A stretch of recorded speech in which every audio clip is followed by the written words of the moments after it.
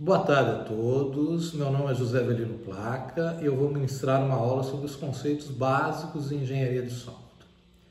Por se tratar de um tema muito extenso, abrangente, nós vamos apresentar um overview da área, isto é, uma visão geral dos principais conceitos, técnicas, ferramentas e aplicações da engenharia de software.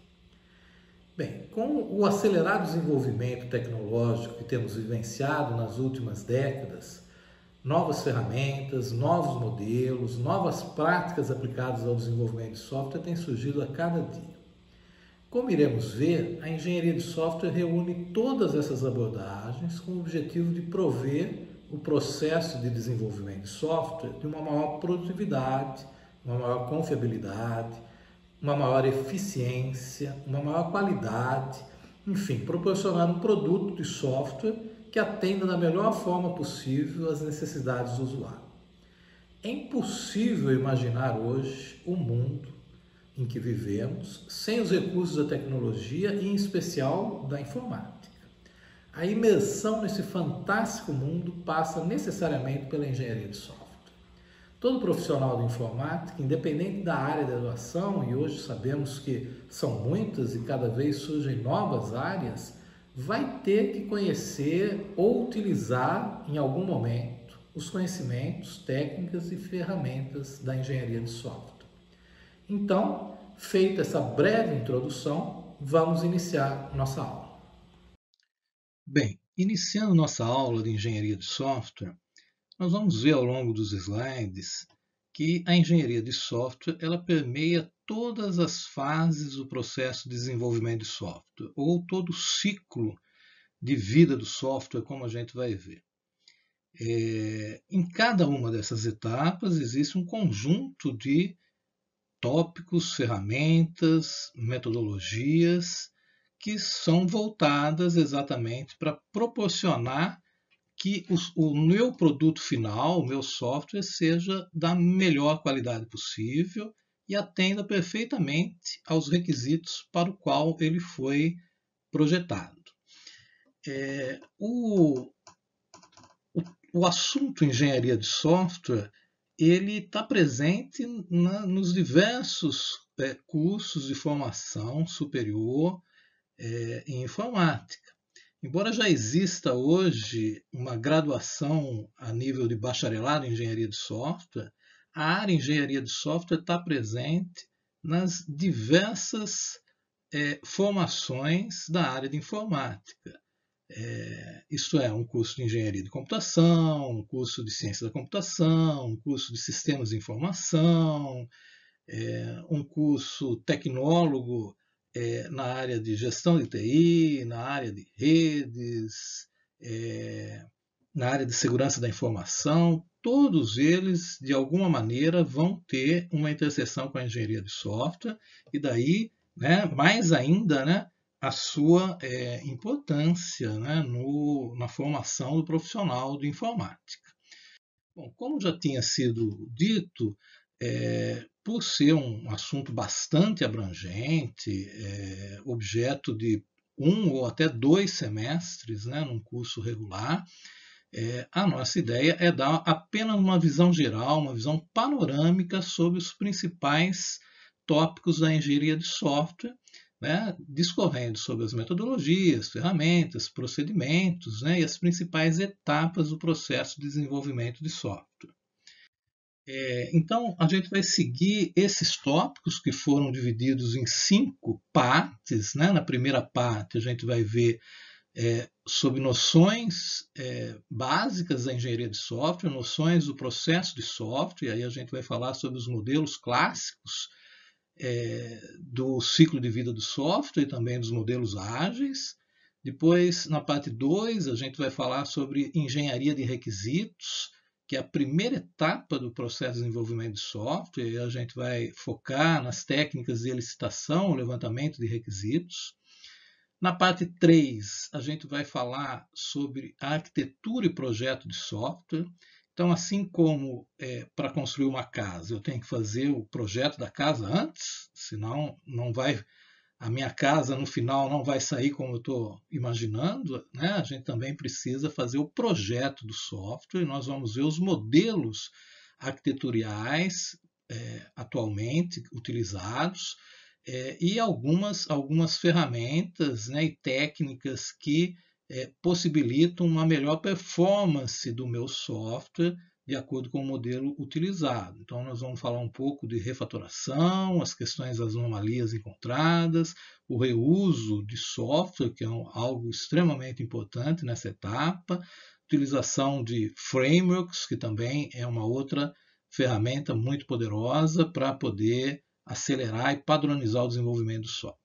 Na parte 4, a gente vai falar sobre testes de software, e aí nós temos várias situações a serem abordadas, né? As estratégias de testes, os tipos de teste funcional, estrutural, teste de desempenho, teste de segurança, e as ferramentas utilizadas para essa etapa. E, finalmente, na parte 5, nós vamos falar sobre a entrega contínua, que implica na fase final de um processo de desenvolvimento de software, onde o trabalho sempre continua, né? São novas releases a serem disponibilizadas, a manutenção do software que está em utilização, a utilização de containers para poder multiplicar as possibilidades de execução do software em vários ambientes distintos.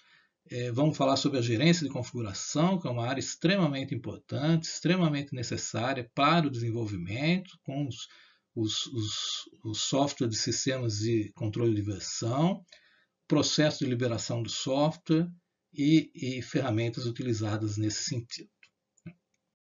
Bom, para a gente fazer uma motivação inicial, eu selecionei alguns filmes clássicos, né, do cinema, que eu imagino que muitos de vocês já devem ter visto, né? Alguns são um pouco antigos, né?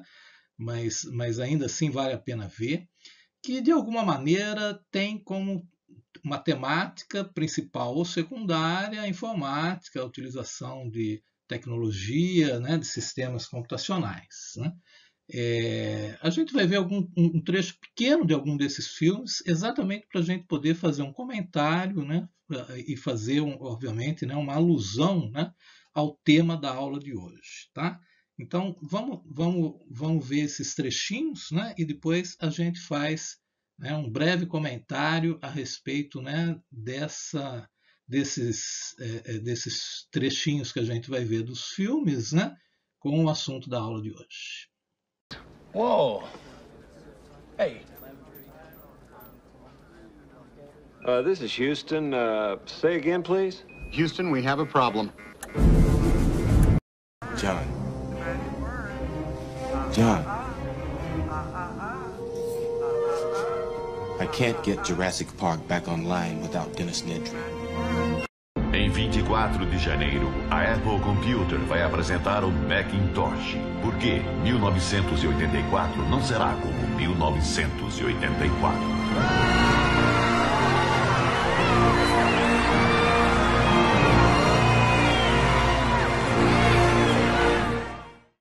Imagino que a maioria de vocês já deve ter assistido os filmes que vimos nesses pequenos trechos agora há pouco. Se não viram, sugiro fortemente que vejam. Além do enfoque da informática, são excelentes obras cinematográficas. Mas o que podemos inferir, afinal, desses trechos? Que a engenharia de software pode ser tanto o vilão quanto o mocinho da história. Um projeto de software bem feito, segundo os princípios e técnicas da engenharia de software, vai nos trazer resultados esperados, enquanto que o contrário pode nos trazer resultados catastróficos. Para quem viu o filme do Steve Jobs, fundador da Apple, que aliás é a empresa mais valiosa do mundo atualmente, ou que pelo menos tenha lido a sua biografia, vai saber que o Jobs não era um bom programador. Aliás, o primeiro projeto da Apple saiu das mãos do seu amigo Woz. Mas uma coisa é certa, Steve Jobs sabia muito bem sobre os conceitos de engenharia de software. Então, vamos agora iniciar a primeira parte da aula. Bem, vamos iniciar então a parte 1 da nossa aula, né, sobre noções e processos de software. Nós vamos falar sobre os modelos, os principais modelos do ciclo de vida de software e os modelos ágeis, que são os modelos atualmente, né, utilizados pela quase sua maioria das empresas desenvolvedoras de software. Bom, nesse contexto, né, a gente precisa entender um pouco como surgiu a engenharia de software, né, qual é o seu propósito na área, né, da informática. E para isso a gente precisa fazer talvez aí uma retrospectiva histórica, né? Se a gente considerar a computação como uma ciência, uma tecnologia, ela é relativamente recente comparado com outras engenharias, por exemplo, né, outras áreas de estudo. A computação, como a gente conhece, embora já tenha havido, né, outras iniciativas há séculos atrás, com a propositura de máquinas mecânicas para cálculo, a máquina de babage e alguns outros experimentos que a gente pode ver no histórico do desenvolvimento da computação, a computação em si ela tem um marco com o primeiro computador eletrônico digital, que foi o ENIAC, na década de 40, 50. Então, a computação é relativamente nova comparada com outras engenharias. Se a gente pensar na engenharia civil, a gente tem técnicas e processos de engenharia civil desde a Idade Antiga, né? Basta a gente ver a construção das pirâmides do Egito. Mesmo as outras engenharias, como a engenharia mecânica, a engenharia elétrica, elas remontam do século XVIII, final do século XVIII, com a primeira revolução industrial, a máquina a vapor, a máquina a tear. A própria química também já é bastante antiga, e os primeiros trabalhos mais documentados de química eles remontam do século XVII, com o trabalho de Robert Boyle. Enfim, a computação ela é o irmão mais novo, né, de todas essas áreas. E o que isso ocasionou? Que depois de um boom inicial, problemas começaram a surgir exatamente por não se haver muita experiência no processo de construção de um software. E isso ocasionou uma série de problemas, como a gente vai ver a seguir, e fez com que surgisse pela primeira vez o termo engenharia de software, no sentido de se reunir estudos, reunir técnicas, reunir ideias, reunir ferramentas que proporcionasse a construção de um software com mais qualidade e o mais baixo custo possível. Nesse sentido, a engenharia de software tem 3 pilares fundamentais que a gente vai ver ao longo dos demais slides, que se resumem em métodos, ferramentas e procedimentos, no sentido de proporcionar o processo de desenvolvimento de software que ocorra de uma maneira mais confiável, mais eficiente, mais fácil de gerenciar, né, e faça com que o produto final, o software lá na ponta desejado, seja um software que atenda a expectativa do usuário. Bom, o primeiro ponto a ser considerado aqui é que o software é um produto muito diferente de um produto manufaturado como a gente conhece. O software é muito diferente de um eletrodoméstico, de um carro, ou mesmo de uma construção de uma casa, até porque o software ele não é mensurado da forma como são esses outros produtos, né? Onde existe um conjunto de matéria-prima que vai ser utilizada, um conjunto já catalogado de mão de obra, de operação para a construção daquele produto e assim por diante. Então, devido a essas particularidades do software, o enfoque na construção de um produto de software, evidentemente que tem que ser diferenciado em relação aos demais enfoques que antes que são utilizados, né, nas demais áreas de engenharia ou áreas da ciência. Tá? Bom, dito isso, né, como que a gente situa todo esse esforço, né, em se proporcionar meios para a construção de um software que atenda da forma desejada os anseios do cliente e do usuário. Né? Nesse início das primeiras fases da computação, depois do ENIAC, os computadores de válvula, surgiram os computadores a transistor, depois os computadores a circuito integrados, ainda aqueles computadores gigantes, né, mainframes, né, que ocupavam uma sala toda, né, eram muito, em termos de recursos, né, comparados com o que a gente tem hoje em dia, né, os recursos em termos de memória, de processamento eram bastante limitados, mas foi o marco inicial do desenvolvimento da computação e serviram para muitas aplicações.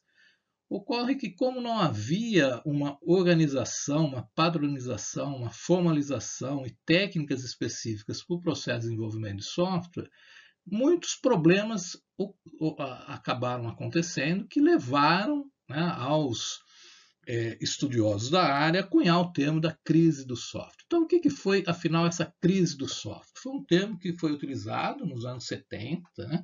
A engenharia de software era praticamente inexistente, e as causas da crise do software estavam ligadas à complexidade cada vez mais do processo de desenvolvimento de software e da falta de um histórico de conhecimentos anteriores e mesmo de maturidade de conceitos relacionados ao desenvolvimento do software. Então, eu vou citar aqui alguns casos que chamaram mais atenção nesse contexto, né, em meados, né, da década de 70. Né? Um caso que ficou bastante famoso foi o caso do Terac 25, que é um equipamento de radioterapia. No período, já na década de 80, ele ocasionou diversos acidentes e causou a morte por overdose de radiação. O software que foi utilizado nesse equipamento, foi constatado erros no desenvolvimento desse software, principalmente devido à falta de testes integrados do software. Então, nós vamos ver no tópico de testes a importância que é essa atividade de teste de software, coisa que na época não foi, vamos dizer assim, dada devida importância. Um outro caso que chamou muita atenção foi o caso do Aeroporto Internacional de Denver, um projeto de quase 5 bilhões de dólares, né, com uma previsão de 100 mil passageiros por dia, 1.200 voos, né, algo bem grande mesmo para a época. Né, e houve um erro no sistema automático de transporte de bagagem, devido a um problema do projeto, um problema do software. Isso ocasionou um atraso na abertura do aeroporto e um custo por conta desse atraso, né, um prejuízo em torno de 360 milhões de dólares. E depois o Ariane 5, esse talvez o mais famoso. O Ariane 5 foi um projeto da Agência Espacial Europeia, demorou 10 anos para o Ariane 5 estar finalizado, um custo de 8 bilhões de dólares. O voo inaugural do Ariane 5 foi efetuado no dia 4 de junho de 1996. E o que aconteceu? O foguete teve que ser detonado, né? Houve um processo automático de destruição 40 segundos após a decolagem. Isso ocasionou, só com relação à carga e o foguete, um prejuízo de 500 milhões de dólares. E por que isso aconteceu? Mais uma vez, um erro de projeto, um erro no software, né? Um erro numa rotina que acabou ocasionando um overflow de uma variável. Né? Depois, quem quiser entrar em mais detalhes pode pesquisar isso no Google, que vai ter uma série de informações, inclusive o código que ocasionou o erro, e isso fez com que o sistema entrasse numa rotina de shutdown, e o Ariane 5, então, né, explodiu nos ares. Né?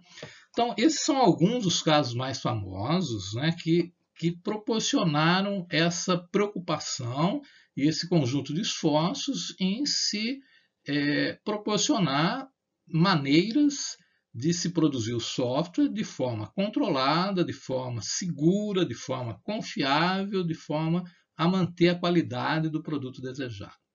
Então, a causa desses problemas todos, né, porque na época não havia esses elementos, na engenharia de software, na verdade, né, o termo engenharia de software surgiu após esses acontecimentos, né, não havia, né, metodologias e ferramentas adequadas para manter os programas, para construir os programas devido à demanda, né, e para acompanhar principalmente a complexidade que era cada vez mais, né, das aplicações que estavam sendo demandadas. Né? Bom, então o primeiro passo foi buscar paradigmas para o desenvolvimento de software. O paradigma é um padrão, é um modelo, né, algo que deve ser seguido para se atingir um determinado objetivo. Então, os primeiros paradigmas que surgiram na engenharia de software foi o ciclo de vida clássico, também chamado de modelo cascata. Depois vieram algumas adaptações, os modelos de prototipagem, espiral, técnicas de quarta geração, que hoje, na verdade, né, não são efetivamente utilizados, embora os seus conceitos eles ainda estão presentes nos modelos mais atuais que a gente vai ver em seguida. Bom, que seria o ciclo de vida clássico, né, ou ciclo de vida em cascata? Né? Ele separa as etapas de desenvolvimento de software, né, numa sequência, né, em cascata, né, daí o visual, né, remete ao nome, onde eu tenho as fases bem definidas, né, eu tenho o levantamento de requisitos, a parte do projeto do software, a parte de testes, a parte de implementação, depois a parte de teste e a parte de operação e manutenção do sistema. Ocorre que essas etapas, né, ao longo dos anos, mostrou-se que elas não são assim tão estanques, né, tão separadas uma da outra. Né? Num primeiro momento, né, onde não se havia muita padronização para o processo de desenvolvimento de software, né, essa separação em etapas, evidentemente que já trouxe grandes benefícios. Porém, né, ao longo do tempo, né, se constatou que as coisas não funcionavam exatamente, né, nesse fluxo sequencial. Né, e ocasionavam outros problemas, evidentemente, como atraso na entrega, né, do produto final para o cliente, dificuldade de fazer ajustes no projeto, coisa que hoje é muito comum. Né, a gente inicia um projeto e os requisitos, as necessidades mudam ao longo do tempo. Bom, o modelo de prototipagem ele veio no sentido de poder gerar rapidamente uma versão, um protótipo, uma versão inicial reduzida, né, do sistema. Né? Então, na prototipagem, né, se buscava reunir quais são as necessidades, né, avaliar as alternativas, construção do protótipo, avaliação desse protótipo e depois, interativamente, né, acrescentando o protótipo, né, expandindo esse protótipo até chegar no resultado final. Isso já foi um avanço, né, com relação ao ciclo de vida clássico em cascata, mas ainda assim apresentava alguns problemas, principalmente pela falta de, talvez, um conjunto de informações mais completo para gerar o protótipo, a necessidade de se refatorar esse protótipo a cada interação, a necessidade de se ajustar os requisitos em função do que tinha sido projetado no protótipo, entre outras coisas. Uma outra abordagem, que é o modelo espiral, o modelo espiral também previa entregas incrementais, né? É uma variação da prototipagem, na verdade, né? Onde a cada ciclo espiral se tem uma nova versão a ser entregue, e aí são feitas novamente, né, a fase de avaliação, análise de risco, determinação das alternativas a serem consideradas, né, e a implementação do modelo. Né? Mas, como o modelo espiral, também trazia suas limitações. E, finalmente, as técnicas de quarta geração é um misto dessa entrega incremental com utilização de ferramentas que aceleram o desenvolvimento do software. Hoje a gente tem várias ferramentas, chamadas de ferramentas case, que a partir da especificação, da modelagem, pode já proporcionar a geração automática de código. Isso, ao longo do tempo, foi evoluindo, não exatamente nesse sentido, como a gente vai ver, mas no sentido de proporcionar bibliotecas de componentes, padrões de projeto, frameworks que possibilitam padronizações e a utilização já de parte do código pronto para que ele possa ser reutilizado. Então, esse modelo, da forma como foi proposto inicialmente, de técnica de quarta geração, também não atendia completamente às necessidades da época em termos de demanda de software. Aí, depois de um certo tempo, né, devido exatamente, né, às deficiências que esses paradigmas continham, surgiu o Manifesto Ágil, que foi um nome dado a um conjunto de princípios que buscou adaptar a realidade atual do desenvolvimento de software para as técnicas de desenvolvimento que até então eram utilizadas. Vocês podem acessar o Manifesto Ágil na sua íntegra, né, nesse link que está colocado aí embaixo do slide. De uma maneira resumida, né, os princípios mais básicos do Manifesto Ágil, né, tratam que indivíduos e interações são mais importantes que processos e ferramentas, ou seja, ele preza pela capacitação dos profissionais envolvidos no projeto e a interação desses profissionais entre si e entre o cliente e os outros stakeholders. O software funcionando é mais importante que uma documentação completa e detalhada.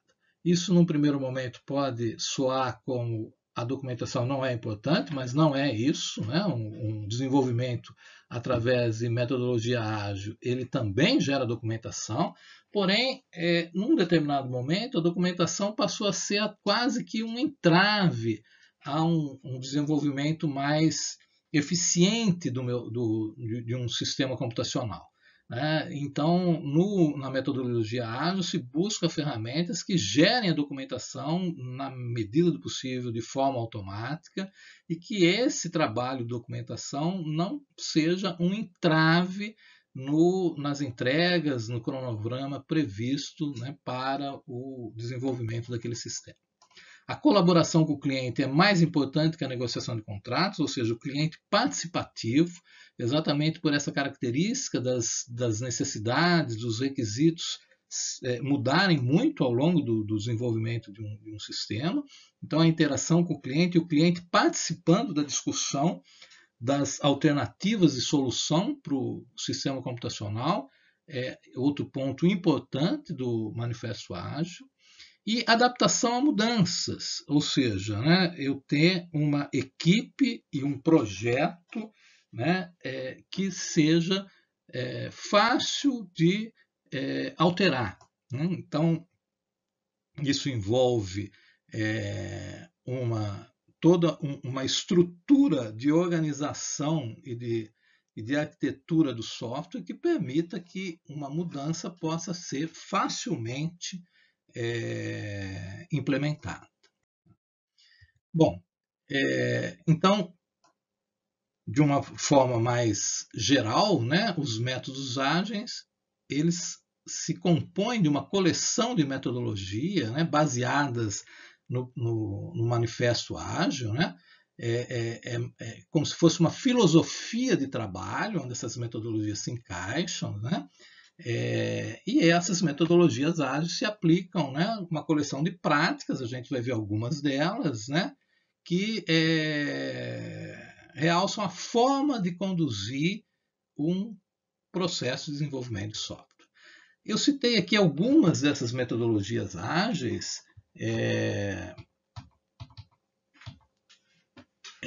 o Crystal Clear, o FDD, o DSDM, o próprio RUP, que é também bastante referenciado, o Extreme Programming, que é o XP, todas elas compartilham dos princípios ágeis e têm as suas particularidades. A gente vai focar mais no Scrum. O Scrum talvez seja hoje a metodologia ágil mais utilizada pelo conjunto de desenvolvedores, né? O Scrum ele tem esse nome, né? Porque em referência ao time de 8 integrantes, né, no RUBD, né, onde eles trabalham em conjunto, né?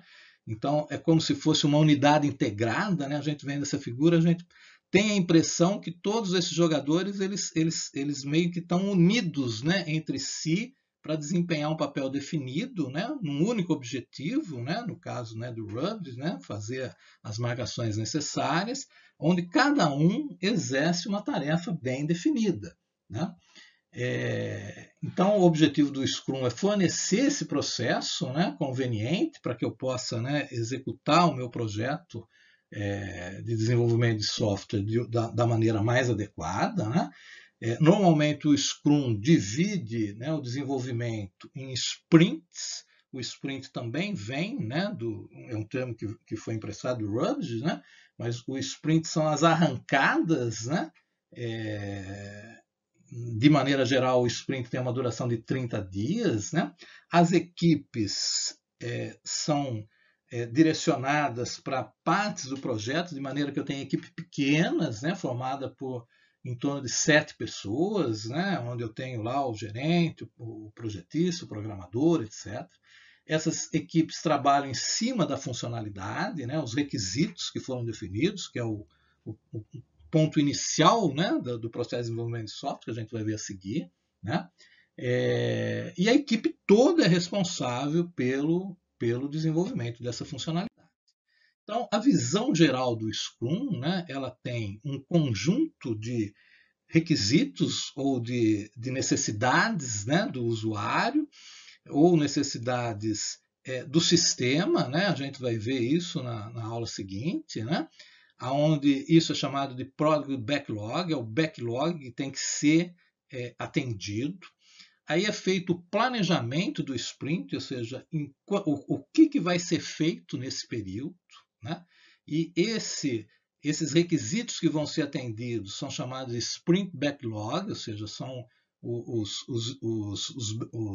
requisitos que vão ser trabalhados durante aquele sprint. Nesse período do sprint, que dura em torno de um mês, né, são feitas reuniões diárias. As reuniões são reuniões bem rápidas, né, de 15 minutos, né, no máximo, né, onde o time expõe à gerência o que vai ser feito, né, no próximo dia, né, e todo mundo levanta os fatores de impedimento, fatores que podem estar dificultando o trabalho do jeito que ele foi planejado. Tem várias, cada empresa adota um formato diferente para essas reuniões. Muitas delas fazem essas reuniões em pé, exatamente para que ela não se prolongue. A ideia é que a reunião seja muito objetiva e focada, né? Exatamente nesses pontos, né? O que eu fiz, né? Ontem, o que eu vou fazer, quais são os impedimentos. E a partir dali, depois em torno de 2 a 4 semanas, né, quando encerra o período de 30 dias do sprint, né, é feita uma revisão da sprint, né, uma retrospectiva do que foi realmente atendido e liberado o incremento desse trabalho para ser incorporado à nova versão do software. Então, essa é a visão geral do Scrum, né, que é hoje a metodologia ágil mais utilizada nos processos de desenvolvimento de software. Bom, com isso a gente conclui a primeira parte da aula.